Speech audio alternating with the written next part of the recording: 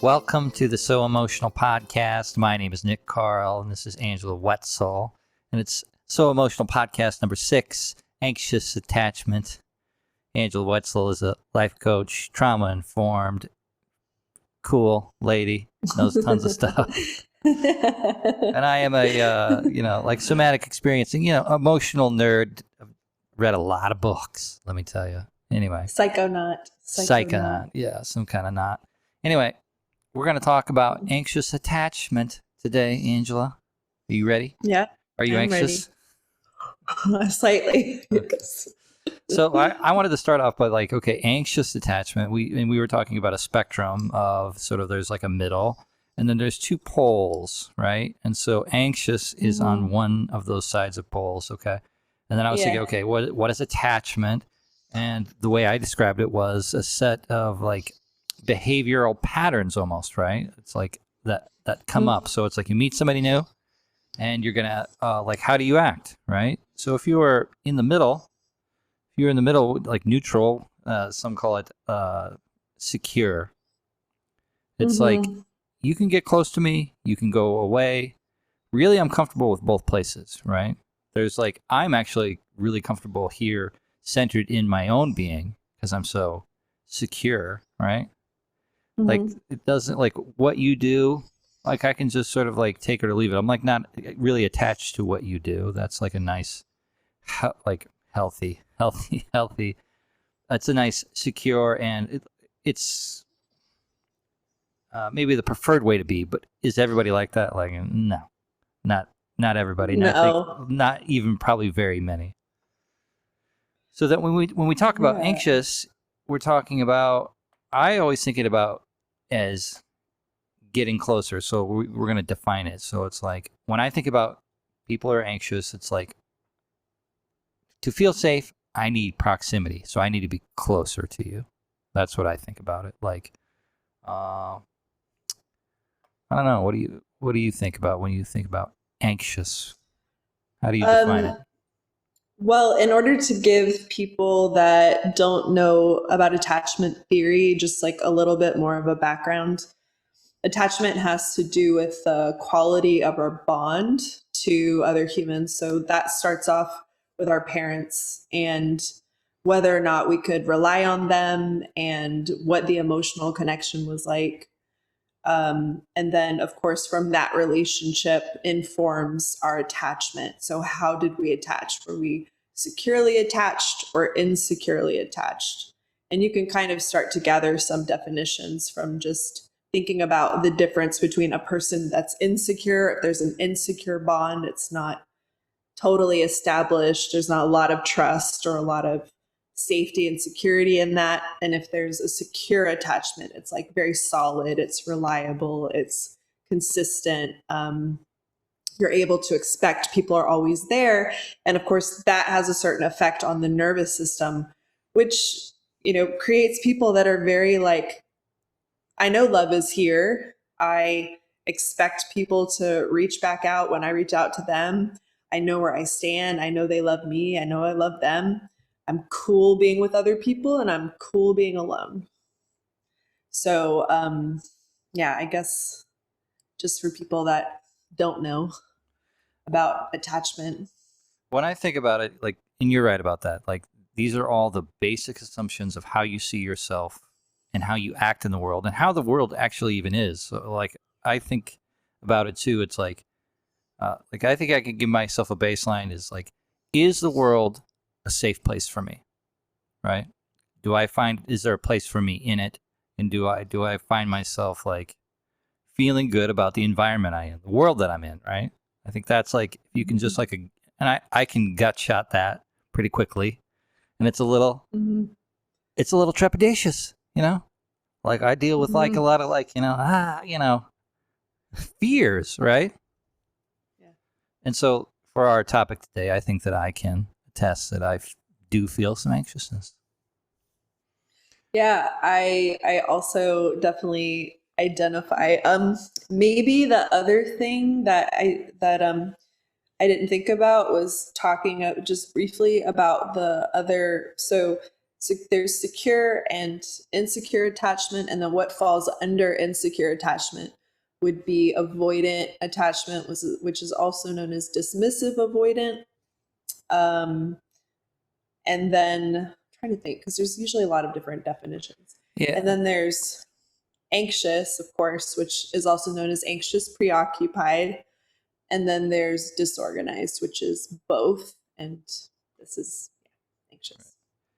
I find all the verbiage, especially with it gets like unwieldy pretty quickly. But it's like it's on a spectrum. Like there's a polarity. Like Yeah. when I need to feel safe, I'm either out of here, or when I need to feel safe, I'm like diving in, or Right. a little bit of both. Right. So that's disorganized. And then anxiousness is on one side. Anxious people need proximity to feel safe. Right. They prefer co-regulation. They feel safe when they're connected, when they know people are near, they feel better. Being alone is harder for them. Self-regulating is harder. Self-soothing is super hard. And one of their biggest triggers is people moving away. They're hyper aware of potential abandonment. Right. Of people of rejecting them and then eventually leaving. And so there's usually even though love is there, they might not be able to let it in because they're always afraid of it leaving. Okay. So what type of environment, like how does this come about? Like you got a new person in the world. Like what type of relationships are they going to have with their primary persons? Usually your mother, but it doesn't have to be, right? It's just like who is your primary person? Who are the people in your life? Yeah, mom, dad, usually, or whoever's taking care of you. Right. And that's mostly just inconsistency and not ever really knowing when, if someone leaves, when they're coming back. And that kind of inconsistency sets up a always kind of looking and searching for and waiting. And it can kind of create an addictive cycle of just being like, when is the next contact going to be? Or just being or having instances of feeling like you've been abandoned, where it's just too long, you're crying out, your needs aren't being met, but then someone comes eventually. It's not that they don't ever, right? But it's just those feelings of being left alone and kind of helpless. I know it can be pretty pernicious though, just because in my life I had people who were always physically there, right? They're always there, but there is some kind of gap that can't be or just wasn't in a way that left me feeling like oh, I'm taken care of. Like these people are here for me. They're worried about me. They can see me. They can feel me, right? So so that they're always there, but it kind of gets it's like I'm always wanting more, but as a really young kid, it's like I didn't know how to express that. Like I don't know how to raise my hand and be like, hey, if I have some needs that I'm not getting, well, what do you think? You want to give me those things, Yeah. But just that in my life, there wasn't anything. There were no bombs that went off, right? There were no instances of hot abuse, right? But I think in the final equation, or at the end of the day, that I entered into adulthood with some really big holes, right? Really being desperate for love that I didn't, one way or another, I didn't get, Yeah. And that can definitely happen from having people that are physically present, but they're not emotionally present or emotionally attuned. Right. And so there's a part of you that really wants to connect and bond on a deeper level. And it's just that it's not available. And so we need so much more than just food and shelter and having, our butts wiped or whatever. Right. We're that age. It's we crave an emotional connection and someone to regulate our emotions. We can't, as babies, as children, we don't know how to emotionally regulate on our own. We actually need an adult to help calm and soothe us. Yeah. So it's not just 3 squares and a roof over your head does not make a good person. I mean, that's not enough mana, right?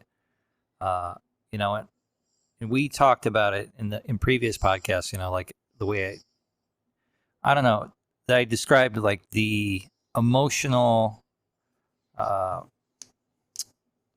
dimension as a little bit, like it's a little bit vague, right? It's like, of course I loved you, like I worked so hard, and I fed you and I did all these things and I took you to soccer practice and did all these things, but there was Mm-hmm. still something else like inside me, like really super craving something else, right? And then that is like that emotional attunement, right? So attunement, like seeing and being aware and like reacting to, and then I think some consistency in that over time, and Mm-hmm. also being able to repair too. I know is a big deal is for Yeah. children because nobody's going to bat 1,000 ever, but it's just like that you can come back and be Right. like, oh hey, I screwed up.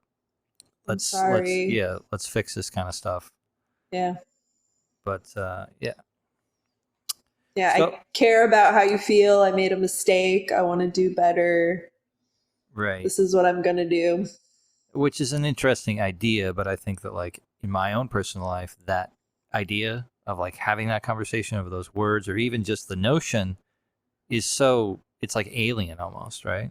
That's not what's happening in the house. I think we can Yeah. talk about what's in the house, but that type of environment is not happening. Right. So what would you say is the core wound then that leads to an anxious attachment style? I would definitely say it's some form of abandonment. So definitely abandonment of an emotional nature. Right. So here I am, I'm this child here, feel and see my heart, take joy in who I am, and then when you leave lacking for that, that's the feeling of abandonment, right?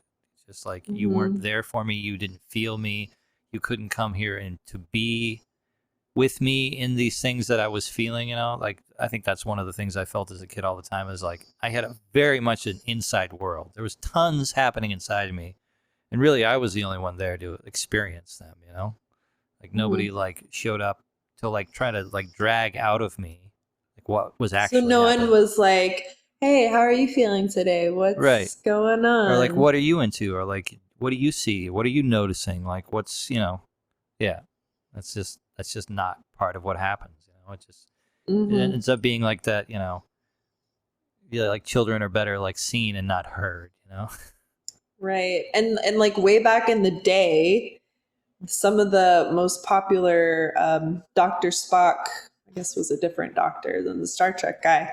Like his advice to parents was just like leave the baby, like let the baby cry in the crib. Right. Don't allow the child to become a tyrant and take over and ruin your sleep and emotionally manipulate you. And so there's Yeah. this like really interesting like distrust of the child or this like idea that children would, you know, terrorize their parents with their emotions if they were attuned to or something like that, which I think also caused a lot of emotional abandonment and a lot of not super great things. Yeah. It's an interesting thing too that I've thought a little bit about because I see there's a couple of kids in my life now that I know who definitely seem like they do act out. In some of these like middle ages, I'll just say like between 5 and 10 years old. Uh, I'm imagining boys, but they're like really acting crazy, and I like Yeah. it's funny because like one of the first emotions I have is to like, and this is pretty fucked up, but it's like you want to like spank them, and it's just like, whoa, where the fuck does that come from, and it's like, oh, Right.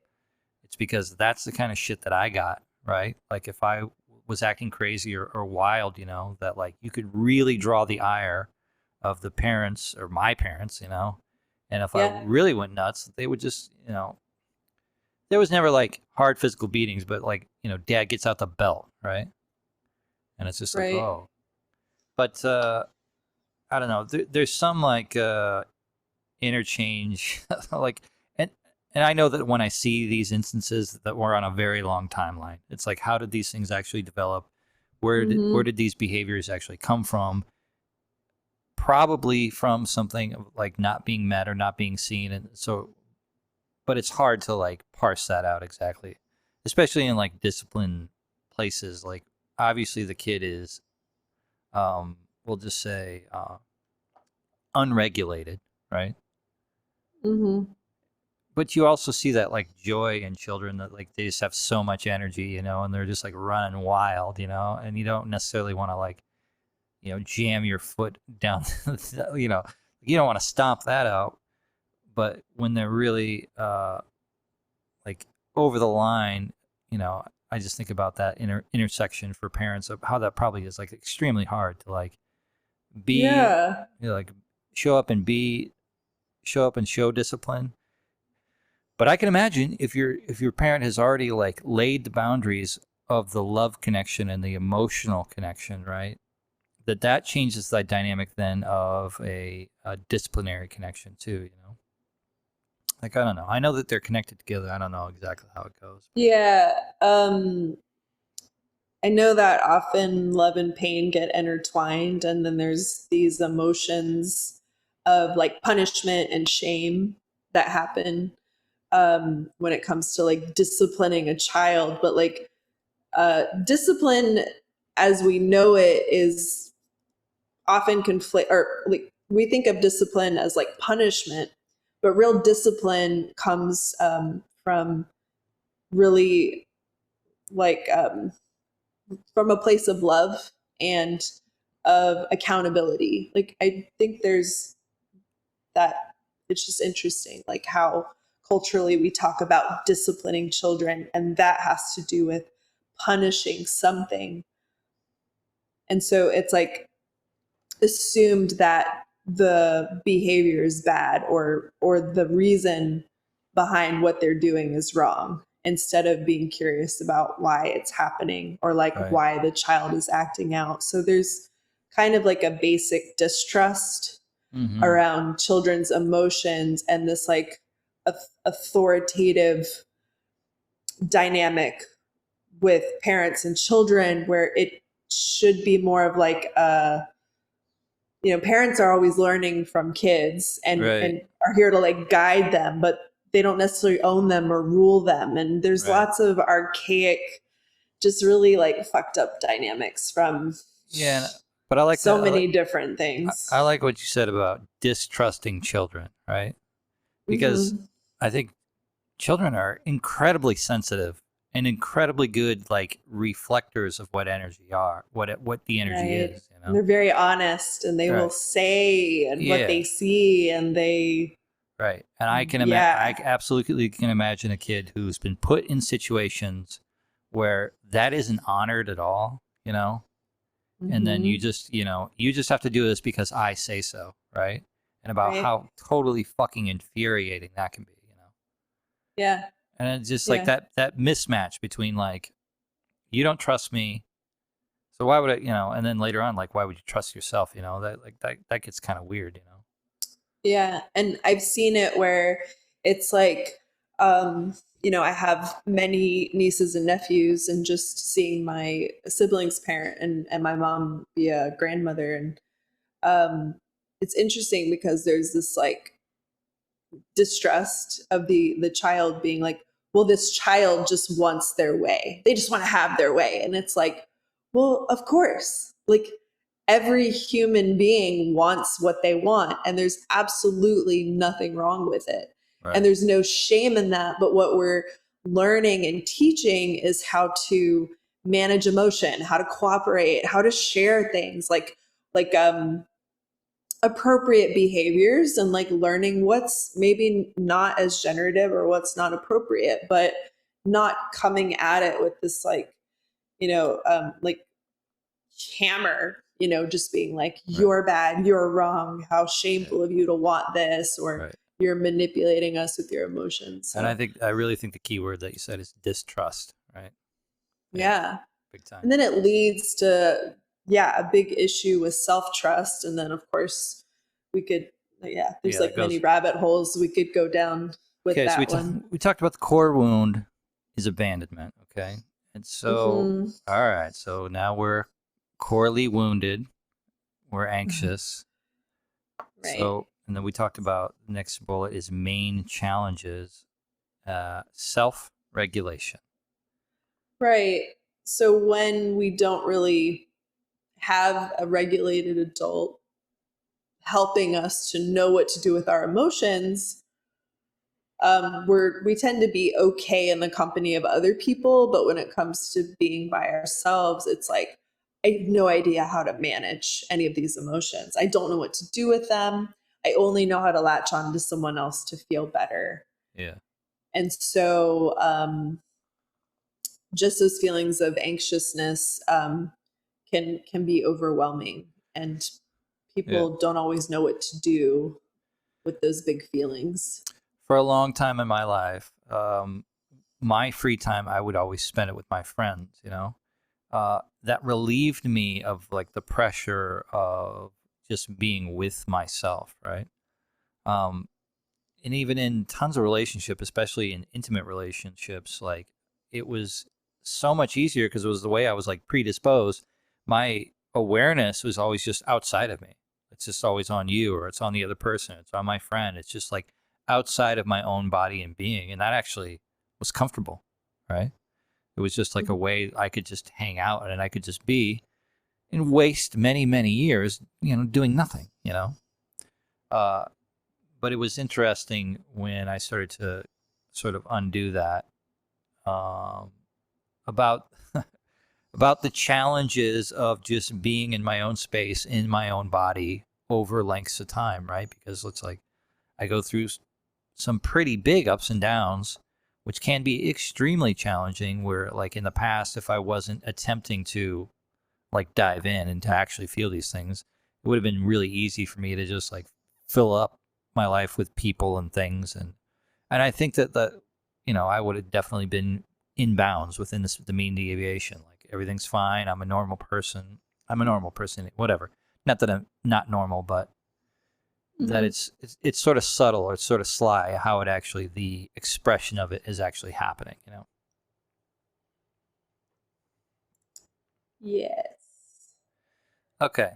So next bullet point. So what does it feel like in a relationship? If you're anxiously attached, what are some of the feelings that you're going to be getting? Yeah. Oh, wow. I mean, there's lots of ways it can show up in relationships. Early on in dating, or even in the middle of a relationship, it can be kind of always waiting for the shoe to drop, like the other person to leave and like never come back. Like, oh, they're gonna leave me.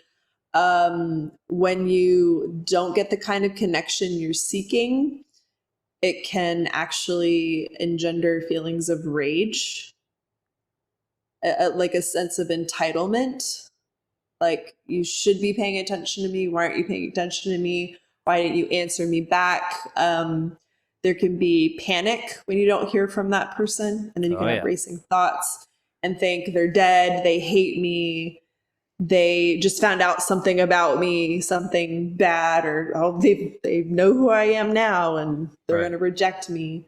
Um, and it's just really being hyper vigilant, like looking out for, I mean, there could be betrayal wounds that are wrapped up in this too. So jealousy, if they're spending too much time with friends or too much time at work, um, fearing that they're going to cheat on you, being jealous and possessive, and even emotionally manipulative to get more time and attention, or using different tactics to make sure you get the love and attention that you need.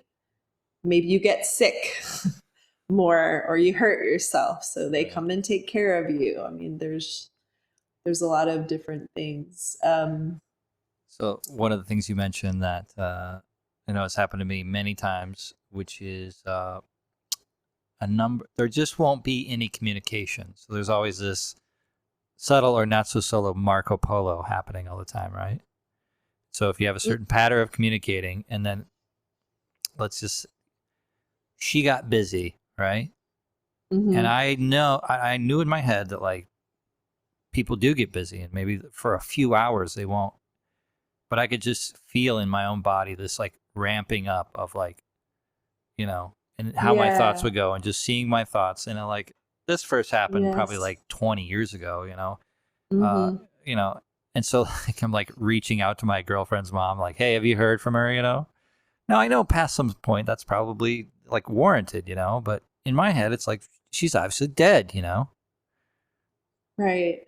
Uh, Yeah. last time it happened was a couple years ago, and like I really hung with it all day long. It was an all day thing, Mm. and then like I finally broke down. It was like 6 o'clock or something, and it was like I just like, like, hey, what's up? And the response back is like, oh no, just busy.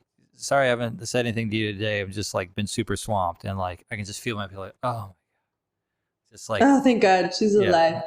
She's not dead. or just that like she doesn't hate my guts. Right. Right. It's so interesting because yeah, that's a really good thing to note. It's like being hyper aware of like the passage of time in Yes. between like last contact or I mean, gosh, before I knew I had any anxious attachment, there was someone that I dated and I literally like had a calendar and I would like plot out seriously, seriously, I did.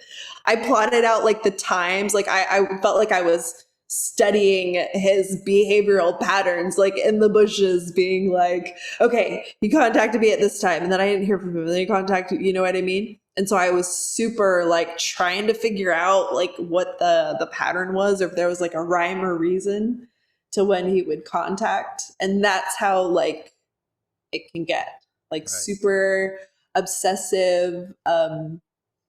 Like your nervous system is very reliant on knowing the whereabouts and the proximity of your attachment figure. So whether that's someone that you just chatted with a few times on I don't know, like Tinder or match.com, or it's someone you went out on one date with, like your nervous system can be like, hey, that's our person now. Like Right. this, this person's significant and I need to know where they are at all times because this is how I regulate through them. I'm okay if they're okay, but if they're not okay or around, I'm not okay.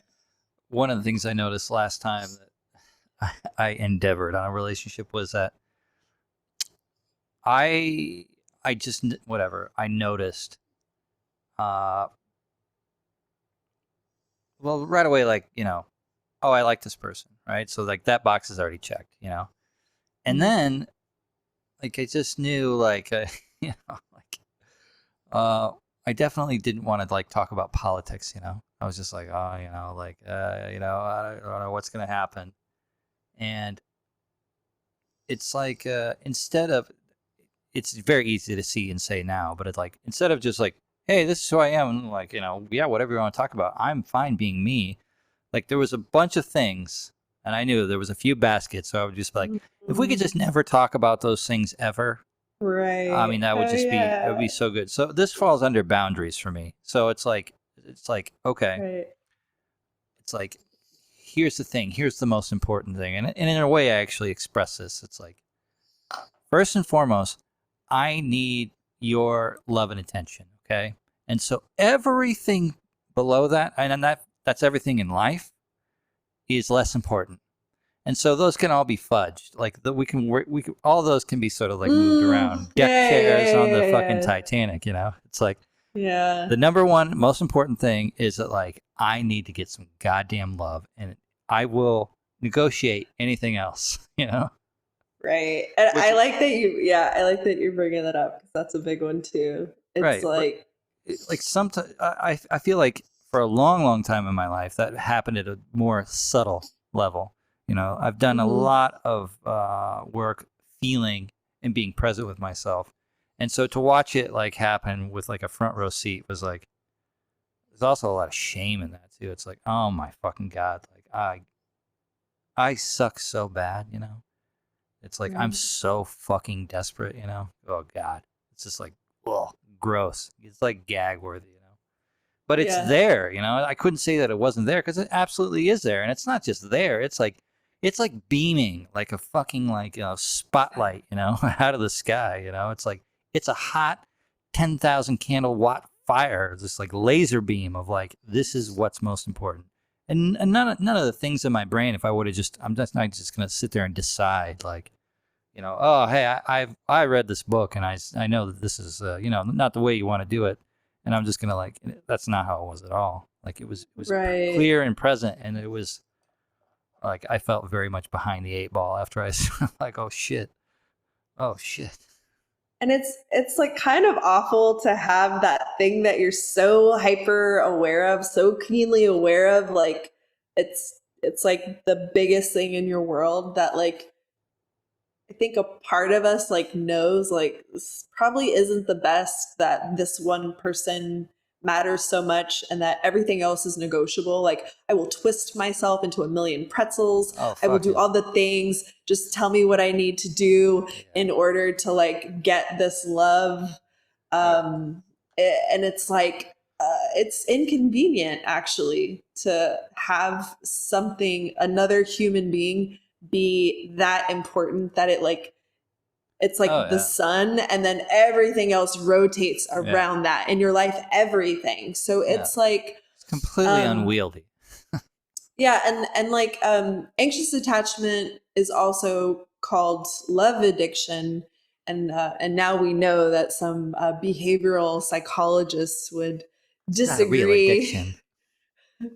but I think that most psychologists or many people define it that way as love addiction because there is an addictive quality to it where it's like this is what I need, like I need love and it's outside of myself, and now I will literally like beg, cheat, steal, do what, lie, whatever, like hide version part, like pieces, the shadows, like things I'm not proud of, present my best anything self, about like me out the window.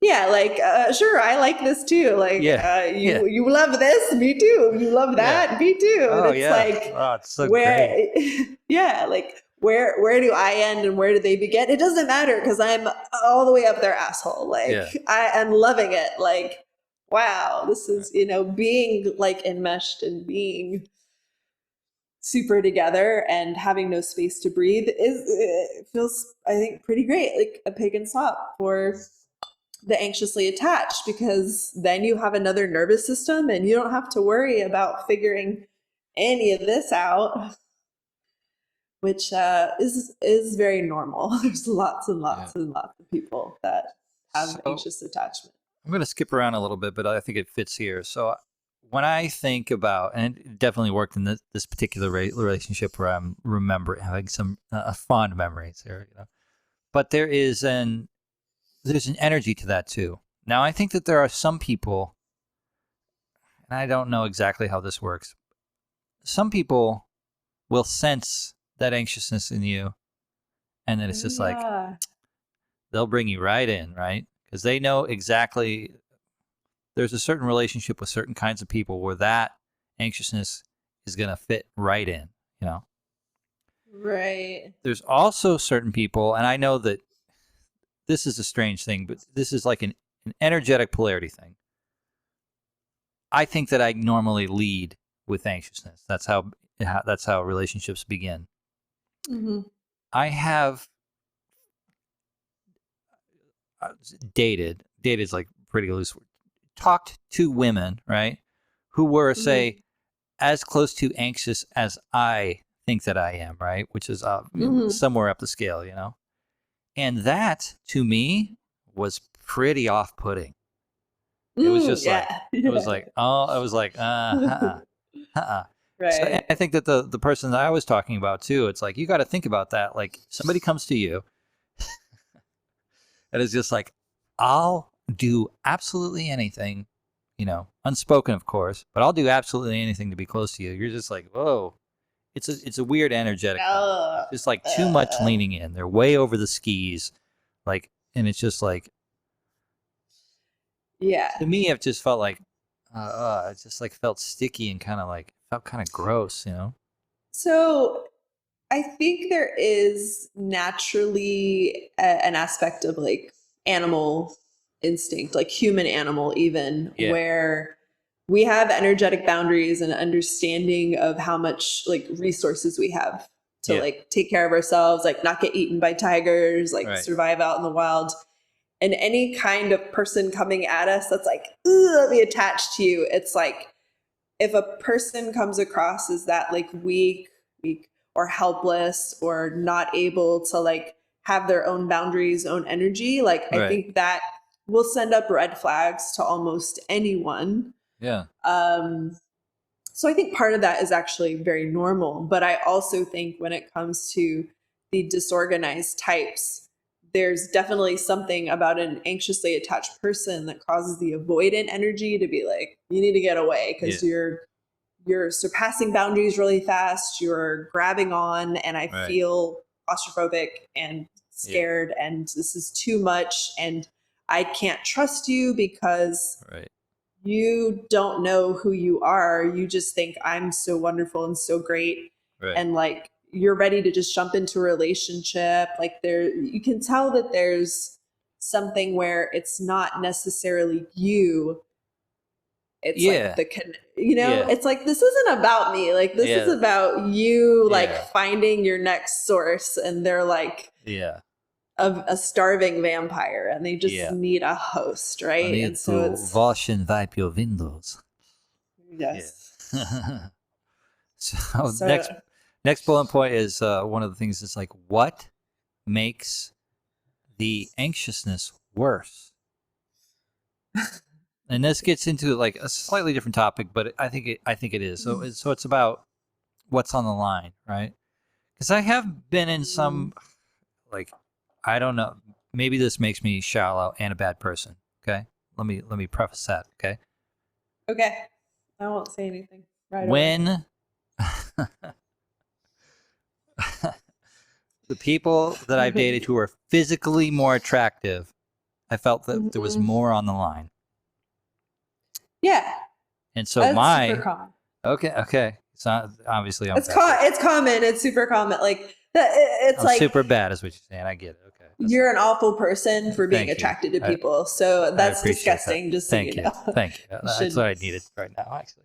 So anyway, and then when that did happen, I've been in some relationship with very attractive people, and my anxious shit just goes to the fucking moon. Well, so it's interesting because like attraction is like subjective, right? So there's like there's all kinds of layering at facial expressions and like pheromones and things that are going on under the surface. So certain types of people that probably have the same energetic mixes, like as our parents, like the good, the bad, the ugly, whatever. There's like some kind of cocktail there, and we're like, ooh, like this person's really shiny and they smell good. And I want to curl up in their armpit and just build a little hut there, run around naked. So there's something like that. It's like when that type of person, that attraction's there, it's like there's suddenly the like risk goes way up for like not getting that attachment, like losing that attachment. So it's like the stakes go way up because it's like, oh my God, this person, like they're super hot, they're super cool, we get along super well, they super matter, and I will never ever find anyone like this person ever again. And suddenly it's like being thrust back into childhood where it's like this is the only option that there is, and like losing this would mean losing everything. And it's the option I want. I want. Right. It's what you want, because then there's some level of, if I can master this attachment or attraction, then I can heal all the like everything that came before. I finally get the love I want and need. Life will finally work out for me. Yeah. Life will finally be good. I will get to live the fairy tale that I see all these fucking Disney characters live. It'll be me. Right. I'll be in that castle. Okay, so anxious attachment, love addiction. Okay. All right. Here's a story about love addiction. I met this girl once and we were dating and I thought things were going good. And in my mind, I had this thought. I was just like, I've just stumbled across, I've like discovered a mountain of cocaine and I'm going to get to do it all. And then it was like a fucking screeching like plane like down, and it was like real bad. But that's like I remember being in this bathroom at this bar, and I was just like, "Oh, this is so fucking amazing," you know. I'm just gonna like get Right. to do all like, But you didn't know it was yeah. love. You didn't know it was love addiction. You were just like, oh my god, I'm in love, or I'm excited, not I in mean, love. yeah, but that's just like I don't know. I was just so yeah, I was so excited, and I Like just this could be imagined great. a She mountain could of be the cocaine, one. and like I didn't even really do that much cocaine, but it was just like Hey, that did was you just really imagine a mountain of cocaine? yes, I really did. I was just like that's just like came into my head. It was like this thing that I've stumbled into is so amazing, but it's just I don't know. It was just a drug reference anyway. I'm actually like kind of surprised that you like made that correlation because you didn't know what love addiction was, No, right? no, and I did like I have felt like in my life I've never had a like I've experimented with drugs, I've done this and that, but like I've never did anything a lot, right? Like I did this here and this there, but I didn't ever drink every day or do drugs every day or do anything like that. Mhm. I didn't think I always whatever, you know, pat myself on the back. I was like I'm not really the addictive type. You know, that's just not my type. You know, like Sure. it's just my makeup, you know, like I can try these things and yeah, and like I can do drugs and it's not a big deal. But yeah, not everyone is going to be addicted to substances, Right. but I think everyone has addictions. Oh, for sure. Because I definitely have not felt good for a long time and used things and food and people and all those things to get me the feelings that I needed, right? Yeah. All right. So then we talked about the energetics of attachment. Was Yeah. there more to the story? Was there more to the story with like you met somebody and then you pictured the Well, we mountain of were. I think we were cocaine? always okay. So with this particular person, there was a pretty big gap between when we started hanging out to when we started sleeping with each other. Okay. And like I didn't know like if that was going to be part of our deal or not. You know, of course I wanted to. She was really attractive. She was Mm-hmm. really attractive. Like she checked all the boxes for me. You know, Mm. and that's like one of. It was just like, oh my god. You know, it was just like, it was just that kind of feeling. And like that's the way I just imagined cocaine was. But then you know, um, we did not get along. We did not get along. Mm. And I think that like really deep down she didn't like me. I actually knew that. And so and it was actually really hard for me to leave because I was so just like, you know, I was so verklempt about like, you know, the way that it So there was looked or the like way I wanted it to be, you know. so much attraction there and satisfaction on some level Some level, but where you're like it looks like everything I want, yeah. Oh, and yet absolutely. underneath all that she kind of It hates was me. yeah, it was real like abusive even. Like it was real uh, bad. Like we as a team were getting together and like bringing in many really bad moments. Like oh, real bad. And it was just like, oh god, this is so terrible. Like, oh, I'm coming back it for was a more. bit, it makes me wonder like what was she getting out of it. She had I feel If like she hated you, you know what I mean? I'm like, I really feel like that she had really isolated herself by just like burning through relationships like her in her life and through people and so it was just like she had so much kind of like lava in her that got projected out so hard that people just couldn't mm, stay around and I couldn't after a while too and I was you know I was that laser focused like I need this super bad addicted to love okay yeah. and it took about like a year and a half but that was eventually eviscerated but so I went into like a meat grinder like into a middle of a volcano laser like focus on getting my needs met and it was just completely destroyed you know like wow. And it took a long time and then god when I left too and I was just like how much I thought about her and like you know ugh, like drove past her house a couple times. It was like, oh God, this is so terrible. And I didn't hang out with her for like 3 years. I didn't hang out with her for like it was like 3 or 4 years. And she moved out of the country. And then she came back and she like hit me up. And my brain had did a great job. Great job of like whitewashing things, you know, Oh and just like no. getting rid of it. And she's like, hey, you want to Right. hang out? And I was like, yeah, that'd be great. Sure. Dude, it took like an hour. It took like an hour. We were just like having a conversation. And God bless her. God bless her. But like, you know, like the mask finally comes off and you get to see. And it was like, oh, fuck, there you are. I remember you.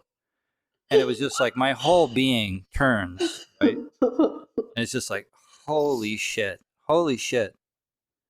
I've got to go. God bless.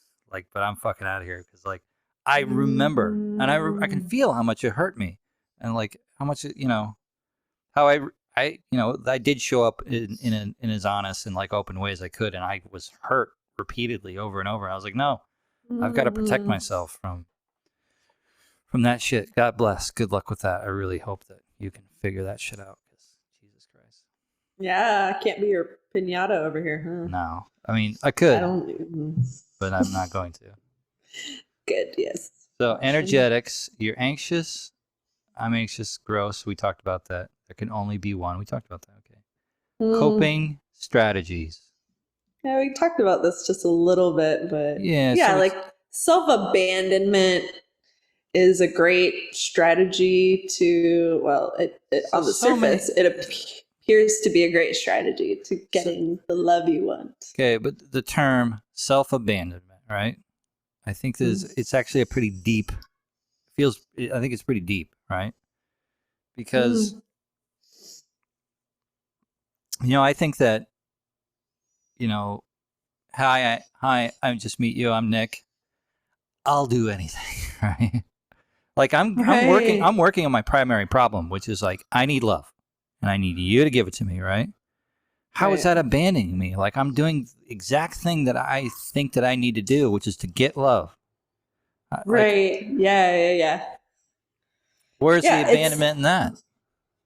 it's a huge thing, right? Because number one, it's based on the assumption that in getting something externally, it fills us. If I get this, then I'll have certain feelings that I Okay, want. I've been in here this whole time. Whatever I need is not in here. Okay, I'll tell you that. I've been here the Right. whole time. So there's already like some self-abandonment things happening. And then it goes further where it's how I'm feeling doesn't necessarily matter, at least to a degree. Yeah, Like yeah, truly feeling like what my real emotions are, because it's all revolving and rotating around what I need to do, how I need to fix myself, change myself, maybe betray myself in order to get this person to love me and stay. Ugh, God. So there is I feel like the that can be really tricky, right?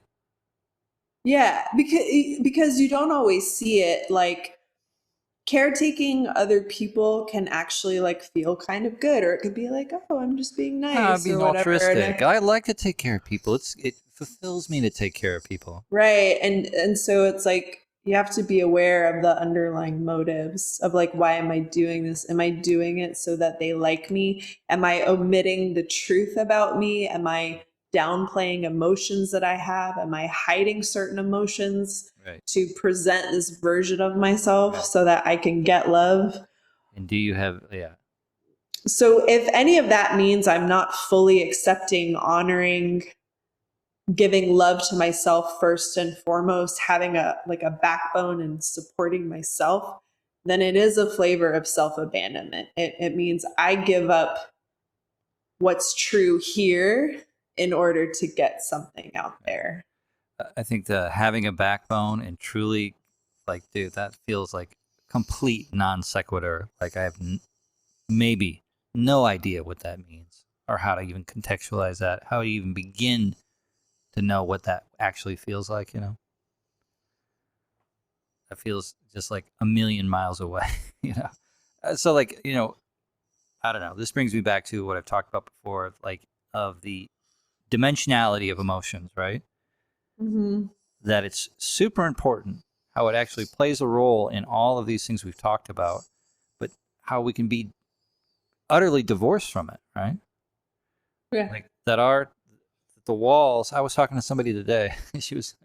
I was explaining some kind of emotional thing, and she's like, "Oh yeah, no, I call that building walls." And so like, Yeah. and I was like, "Oh yeah, that makes a lot of sense."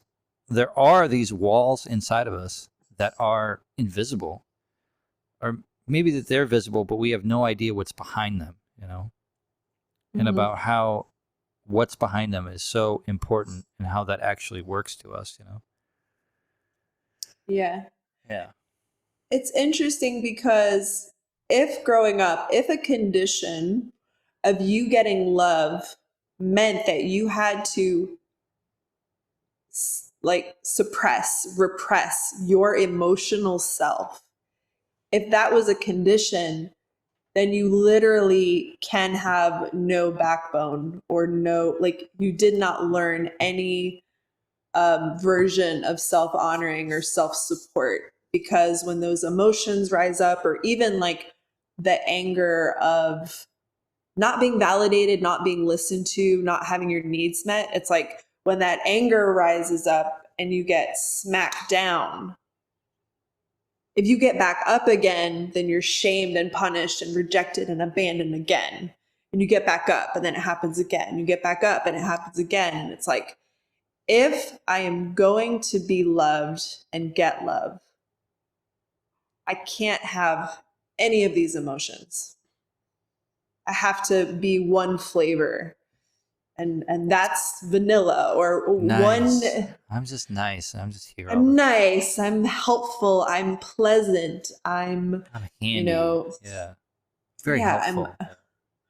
but what I'm not is I'm not needy, I'm not emotional, I don't feel anger, I don't I don't have complicated emotions, I'm not sad, I'm not anything, because if I'm any of those things, then I'm not worthy of love. And so any kind of emotion Garbage. rising up can be an immediate trigger.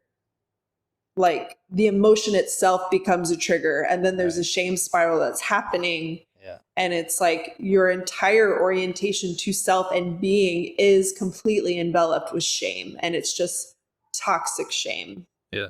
And shame is one of the lowest vibrational energies that we can actually inhabit and still be a living thing, because it's so diametrically opposed from who we really are, which is connection and love and abundance and acceptance Right.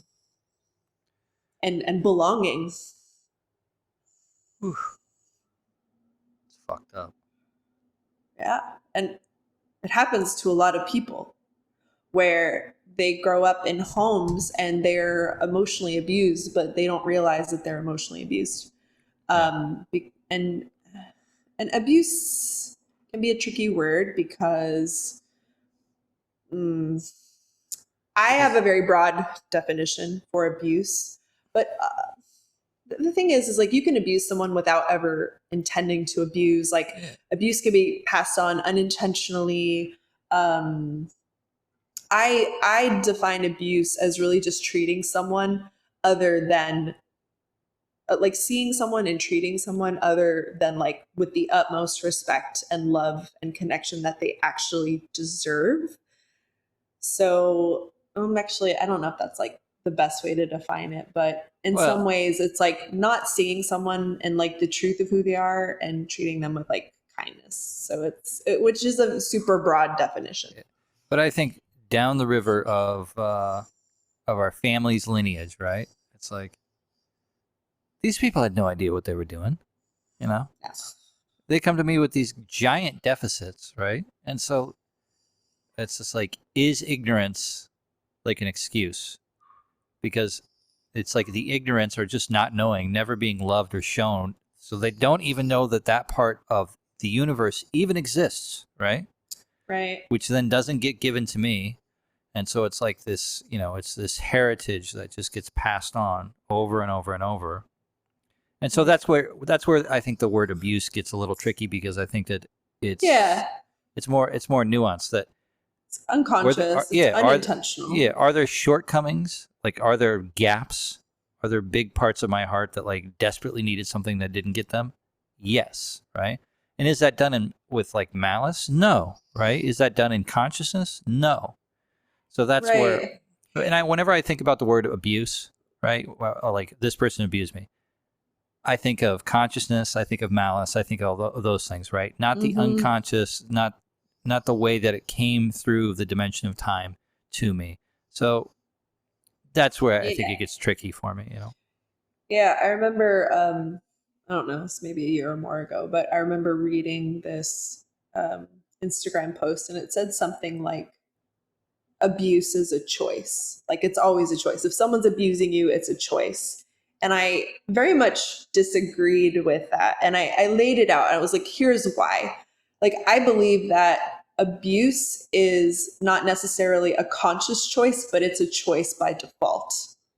So if we're not consciously aware of what, like, the difference between love and abuse, we will literally just let modeling and old programming and old behavior take over. So if someone was raised in a home where they would just like grab them by the clothes or the neck, push them and shove them and say mean things to them, when that person's in a relationship, their definition of love and abuse and wounding, it's like all mixed together.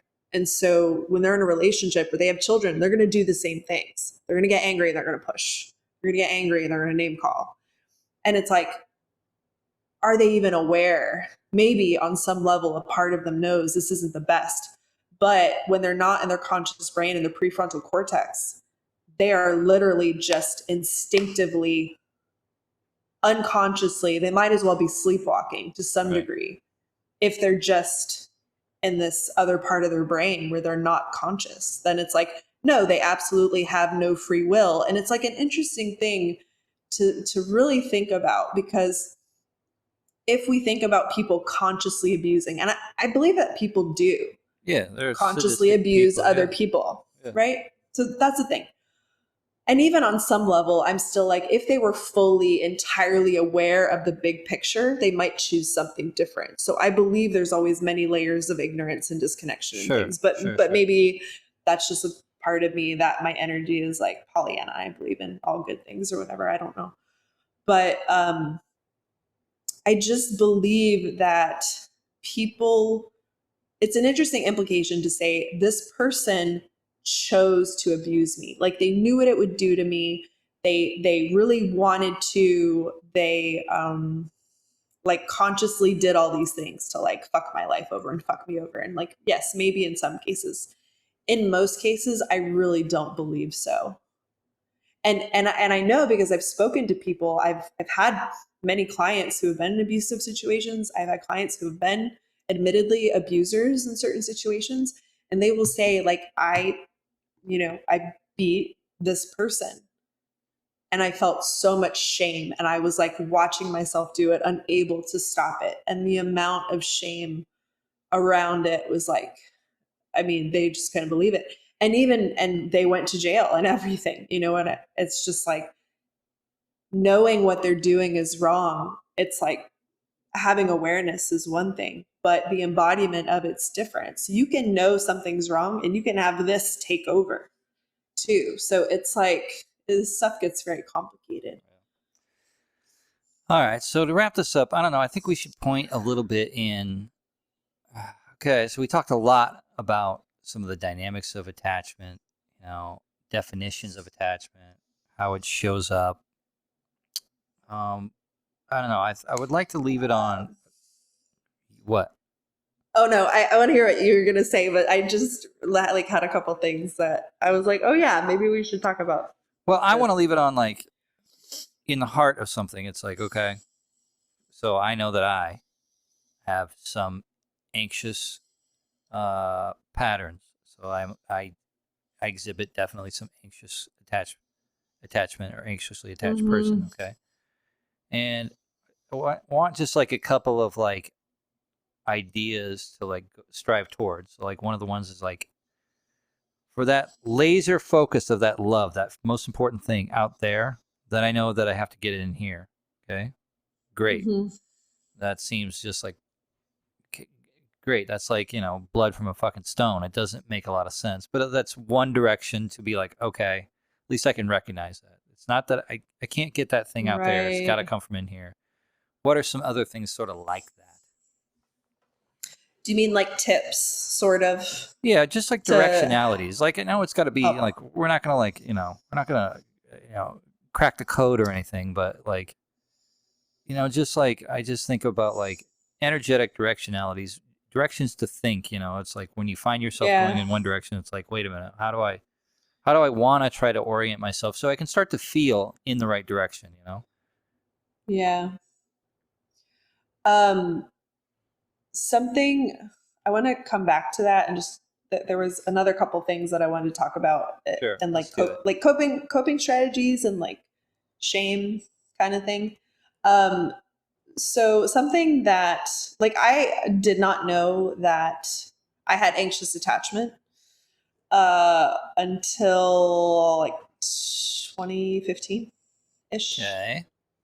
And it was because I think I was largely like counter dependent. So disorganized attachment, fearful avoidant, which means like there was an element of fear in my attachment, because I definitely had one parent that was very scary to me as a child, because it was more like a rageaholic. And Counter dependent is what? counter dependent, I would say, is like a strategy that is built over another strategy. So the way I would explain it is, we can have disorganized attachment where we're avoidant or anxious. So you have both. So let's say, Depending on the situation, right? depending on the situation. So let's say in this situation where I'm showing up as anxious, Okay. and I'm like needy, and, you know, like this person knows that I'm anxious, and I do all the things to try to get attention, and it doesn't work. Okay. So instead, I'm like, aha, I will pretend that I don't need you and that I don't care. But all this anxiousness is still here, but you will never fucking know. And I will die on this hill. And like, I'll be super cool. Like, don't worry about it. Like, I know it's not, yeah, I don't care. Like, I know it's not cool to be anxious, and I'm not anxious. Like, I'm Right. fine. I'm good. Like, I'm gonna even go do things and like play games, because this is how much I don't care. Like, even though I'm counting all the minutes, I'm gonna like stretch it longer and pretend that I'm super busy and I have things to do, and I'm not paying attention. So this Right? is your strategy, right?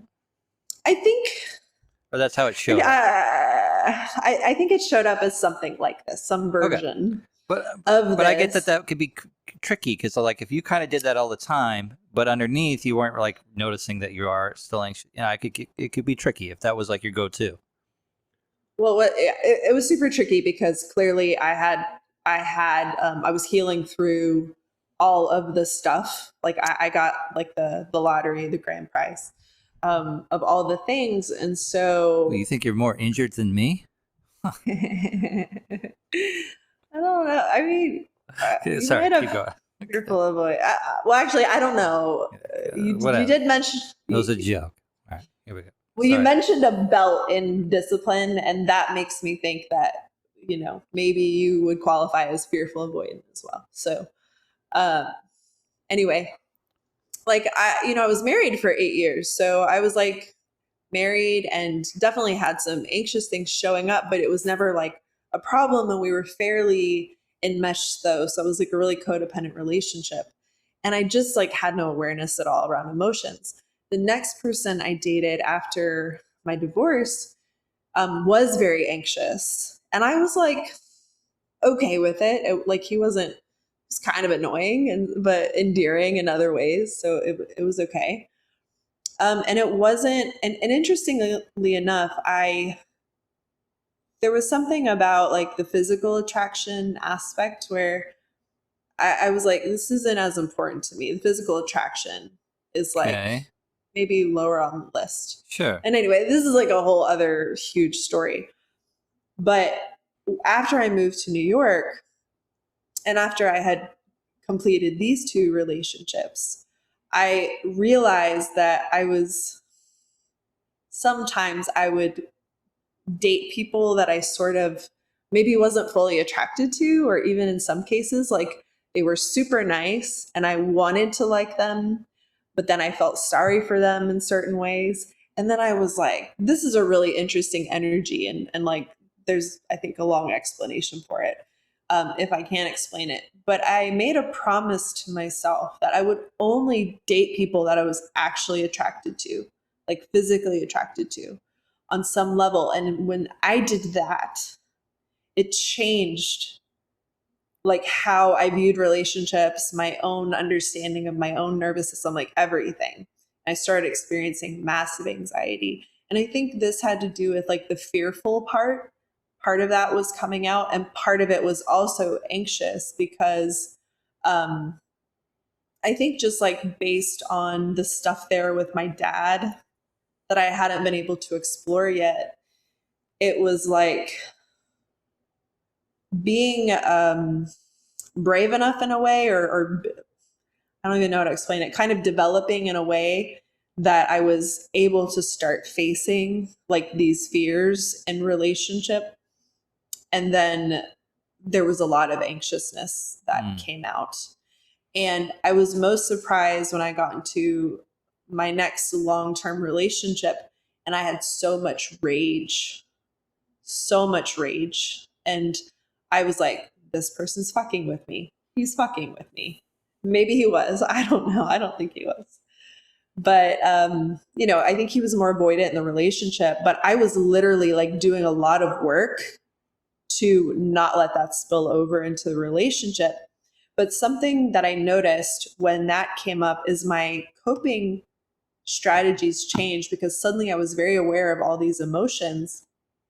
And I had this sense of like, I needed to figure out how to do relationships to like keep the love that I wanted. And so I found myself just like this is how I became a relationship coach, because literally I bought like every single clickbait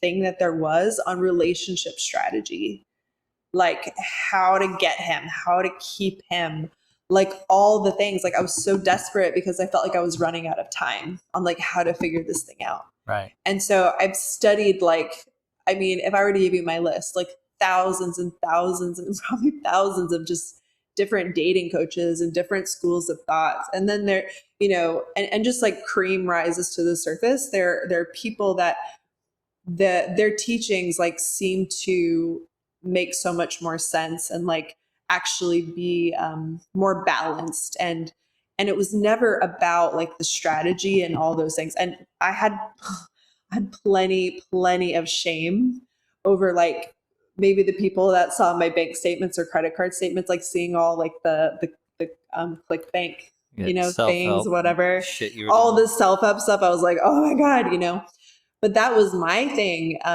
And the good thing about anxious attachment is it barks so loud and actually makes you dive into the pain because it's unavoidable. Yeah. It's so painful. It feels like free falling. It Searing feels laser like light. death. It's awful. It's literally like the worst thing in the world. It's just like feeling like you're gonna die, feeling like you can't breathe without this other person. Like you can't focus on anything else. If the relationship's in any kind of jeopardy, then like your nervous system is completely dysregulated. And there's no way, like you just don't know how to regulate it.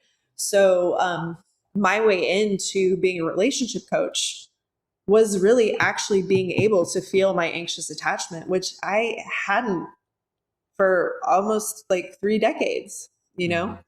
So it was kind of crazy to be like, holy shit, all this is here. And I wasn't really feeling it before for a number of reasons. Number one, I wouldn't let myself into a relationship that was that much of a challenge before, would have never allowed it for so many reasons. Another one, I was very emotionally numb, so I wouldn't have noticed. And then perhaps the counter dependent strategies that were there, and also just entering into relationships that were safer, more familiar on some level. So again, like the risk was lower, the challenge was lower, and probably, more things. But the reason why I want to bring that up is just, I have a feeling that the anxious people of the world will really relate to that and also relate to the shame that comes with anxious attachment, because it can really feel like it's out of control. It can feel like it, to me, it does feel like an addiction. It feels like I can't stop. And whatever coping strategy you come up with, whether it's continual self abandonment, caretaking, and fawning over people and just doing whatever you can to get love, you know? And I think that can show up in a lot of extreme ways. Going back to bad relationships, like allowing people to disrespect you, you Oof. know, just like knowing people aren't good for you and not being able to stay away. I just think there's so many levels and layers of that shame. And I really want people to know, like, I've been there and I empathize, and I want them to know that they're not alone. And I want them to Mm. know how fucking hard it is, but I also want Yeah. them to know it's a beautiful thing, and it is the biggest blessing that is like a giant curse. You know, when you first look at it or get into it, it just feels like a giant curse, but it's Yeah. also a huge blessing, because it will enable you, that energy can really drive you into healing and being like a really fucking incredible relationship partner. Just like such a gift. And there's just and getting into, like, you know, some of the tips, like what we're really here to do is to learn to attach to ourselves, to validate ourselves, to feel our own feelings, to learn how to actually witness our feelings, so that we're not in our feelings, we're with our feelings, right? Because if we're in our feelings and we're completely alone, and we're whatever age that emotion is or that personality is, but if we're able to split ourselves and actually witness it and say, okay, these emotions are happening inside of me, I'm going to hold them. And of course, this is a whole other like crash course and just like how to feel your emotions, how to start, um, you know, feeling them all the way to the bottom. And that's part of it, but also just like what you would do with a child. You wouldn't just say, okay, now we're just going to cry on the floor and this is all we're going to do. It will be like inviting that child to shift as well, showing them new possibilities, showing them what else is there in life. And so it's not just attaching to yourself, but it's attaching to your purpose, whatever that is. And so it's finding things that excite you in the world and being in your own energy. And when you find yourself obsessing, continuing to bring that energy back to yourself again and again, it's definitely a practice, because your mind is going to wander to that attachment figure or that ex partner or whoever that is. And you have to be like, no, I need to have some discipline, some self love, and accountability here, and find out what I'm really needing in this moment. It's definitely not this external love. Like, I'm needing something inside of me. And how do I provide myself with that joy? And how do I really feel it and let it in? So, those are some of the tips. And then I have more tips when it comes to dating. And there's stuff on my Instagram page. I feel like we could do a whole other podcast just on this alone. So, Yeah. No. I feel you. I like what you just said. You know. I think in the last week I got wrapped up in some emotions that then triggered shame that just like it really spiraled really hard, right? And I lost like I don't know, I feel like a lot of perspective in like the last week, you know. mm-hmm. And I don't know, attaching to like a purpose, like it feels like so dumb and just like not real, like at the sometimes in the bottom, you know. uh just because you can Mm-hmm. get so like you said, Yeah. splitting like that like that in and of itself, I think, can be really hard, because when a big wave of emotion comes, or like this, Mm-hmm. it's like it is a Yeah. storm, right? It's a tsunami. Yeah. And it's like thinking in an abstraction or trying to like do something different outside of that feels like next to fucking impossible. Which is the right place to start. It's like the right way in is to know that there's an ocean, but learning that you're not just the ocean, you're the shore too. So the ocean isn't alone. It has a container. Yeah. So you are both the witnesser and the emotional self. Yeah. But yeah, I also liked what you said about,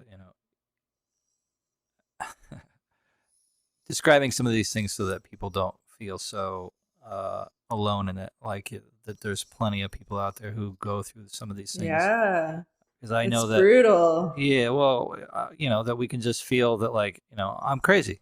That's just it. I'm just crazy, and life is Yeah, fucked up, and I'm just a you just, crazy stalker. I'm just totally obsessed. yeah, I'm just or just not feeling any kind of control and being able to like untether yourself from the fucking wheel of like going back or thinking about that person again, or like knowing something's bad mm-hmm, and like having no control, like that kind of shit mm-hmm. is it has been crazy making for me, and I do think it's an important thing to say, like, hey, like this shit does happen to plenty of people. It really does. It Right. happens to plenty of people. Good people. God fearing people. Still happens Anyway, all right, despite best efforts. that was a good one. How do you feel about that? Yeah, I guess the only other thing that I was gonna say, I guess I can say it real fast, is something that I did early on. Um, when I was first very aware of the love addiction and anxious stuff coming up, is I made a list and I put it in my loft. And it was something that just helped me to check in with the thoughts that were going on in my brain. Because when I didn't hear from my boyfriend, I would think he's dead, he hates me, he's banging someone else, on and on, just a million different things. And so I would check my assumptions. What was I assuming, and could I prove it? And is it even worth my time to try to prove it right now? Can I prove it that this thing that I think is happening, like, is this the truth? Is it really happening? Most of the time, I could not prove no. Like, that was no. And that helped you? Oh. Like, can I absolutely prove this? No, I can't. Like, all these things. And then I would say, what is at least equally as likely in the positive direction? And I would come up with a bunch of stuff. He's at work, he's having fun, he's having a beer, he's enjoying this, he just got wrapped up in this. Like, he still loves you, you know? Yeah, and he did. He still loved me.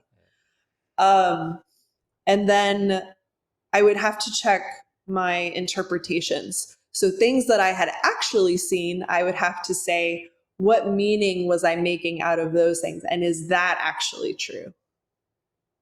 Also, 99.9% of the time, not true, just pain inducing, suffering inducing. And so I would say, what is another assumption, or what is another positive, equally possible scenario? Right. And can you just ask him or check with him? You could, but Yeah, but calm yourself first, later, bring it up later when you're regulated.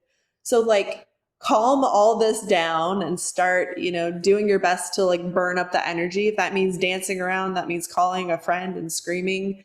If you have a friend that, like, I was lucky enough to have a friend who did loads and loads and loads of therapy, and she's older than me. And so she was a lifesaver when it came to that relationship, because I wanted to act out and bolt and like break up with him and do all these, reactionary things because I was so emotional. And she kept me from doing that because she offered me other perspectives. And then I was studying at the same time and I was doing all these things. I was like actively in it. And just that little checklist of really checking my thoughts and then reminding myself to give him the benefit of the doubt, to bring my energy back to myself, to find something fun for me to do that excited me, and like something I felt passionate about. Or could I, go on a discovery like in the city and just go walking and find something new? Like, what could I do that would entertain and bring more juice into my own life? So it's like how to pull your focus away from this thing, which I have no control really over here unless he's in my world at the time, and he wasn't. And just find ways to support myself, love myself, have fun, do all those things. So those were just a few of the tips, but I have more on my Instagram page. Yeah, I was gonna say Angela writes a lot about. You're right. You write plenty about anxious attachment, and your Instagram I think is a pretty good resource for that. So check that out. It's Attachment. Epic Initiator on Instagram. Yeah. If you want to look at, I don't post very much, but you're welcome to check it out. Gnarl Kick on Instagram is me, and this has been. Yeah. Okay. So emotional. Number 6. All right. Drop a comment, leave a like, ask us questions, and we'll respond. Eventually, we'll post these. Yeah, we'll be around. We'll definitely. We'll be around. We will be around. Yeah. And let us know what topics or things you'd like us to talk about, and we can. Yeah. I think probably we'll do like whole episodes of just like lists of questions. We'll just like. Yeah, we can do that. Yeah, that'd be cool. Yeah. All right. Well, Angela, it's been nice hanging out with you. Yeah, indeed. Okay. Bye, everyone. So emotional. Number 6. Out. Oops.